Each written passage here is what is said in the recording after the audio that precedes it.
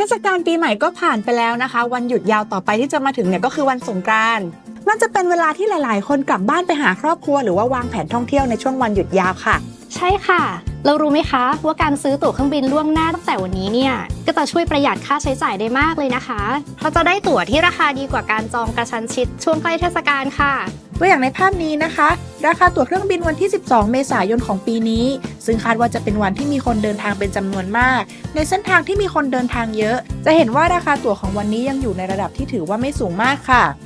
ส่วนภาพนี้จะเป็นข้อมูลของวันที่ 16 ซึ่งมักจะเป็นวันเดินทางกลับจะเห็นว่าราคาของตั๋วหากจองในช่วงนี้ยังคงอยู่ในระดับที่ไม่สูงจนเกินไป